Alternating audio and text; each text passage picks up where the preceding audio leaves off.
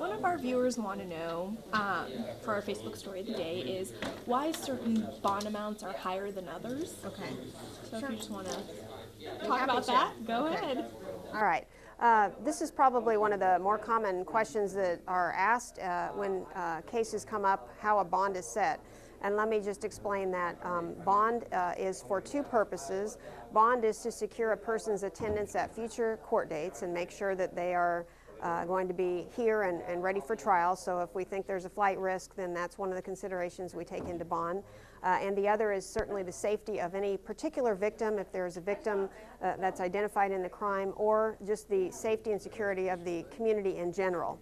And so bonds are based on keeping those two things in mind. But the other relevant information that comes in can be a person's criminal history, a person's past criminal history, a person's particular situation and what type of crime they're charged with. And that specific information about what level of crime they're charged with is probably the point that gets us to the amount of what we're going to set someone's bond at. We have felony cases that range from A, B, C, and D, with A being the most serious. We also have unclassified felonies, which are often as or more serious than A felonies because they have specific punishment written right into the statute that might mandate that you are going to be imprisoned for a set number of years, regardless of any other considerations that the court can take into consideration in other matters. And then we have misdemeanors, which are A, B, and C, and infractions.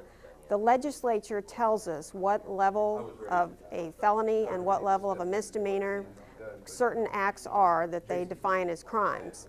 And so if they define an act as a Class C felony as opposed to a Class D felony, you're going to see a difference in bond from every level that I've just described. So the higher, the more serious the crime or the unclassified crime, the higher the bond is going to be to, again, ensure against flight risk and ensure against danger to the community or to a victim. So my typical bond schedule would be to set up something of dealing with misdemeanors based on what the maximum fine could be in a misdemeanor case. So when you see misdemeanors, you're typically going to see a bond of $300, $500, $1,000. Now, if the prosecutor specifically asks me for a higher bond on a misdemeanor because they are engaged in, let's say, evading police or assaulting a law enforcement officer within that misdemeanor crime, they'll typically ask for maybe a little bit higher bond, so it might be as much as $5,000. When we get into the felony cases, we're looking at $10,000 to $100,000, and then when we also get into serious crimes involving murder and other matters, they may be as high as millions of dollars. So it's based on how the legislature tells us the importance of that crime is in the scheme of the categorization of A, B, C, D for our felonies. Okay. The difference is if you have someone who's charged with a Class B felony and possession of drugs with intent to distribute is a Class B felony.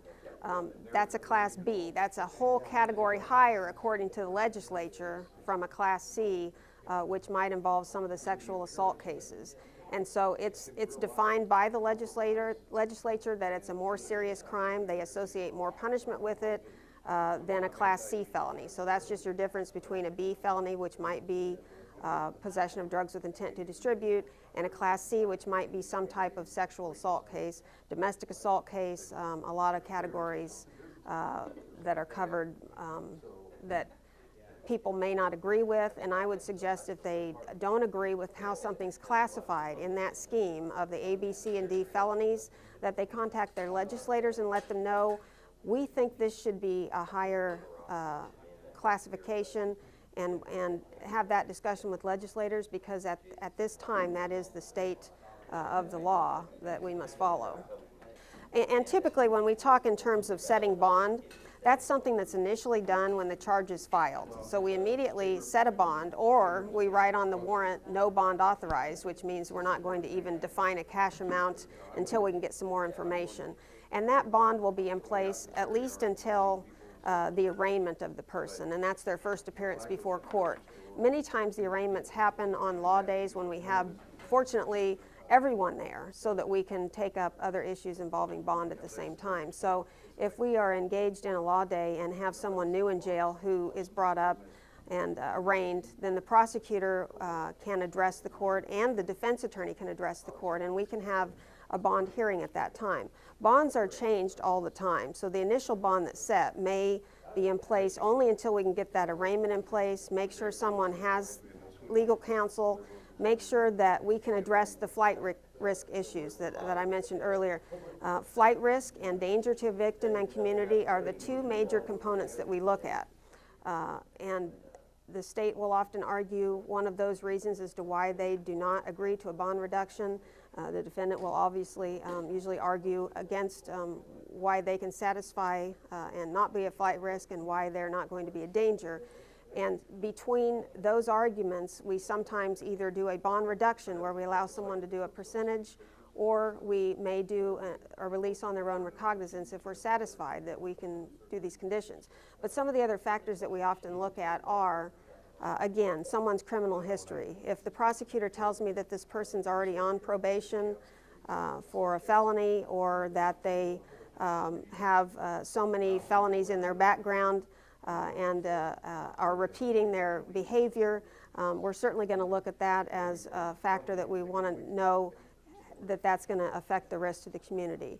In addition, ties to community, their employment status concerning their ties to the community, just along with family. So all of those things are things that we look at. There's really not a set list.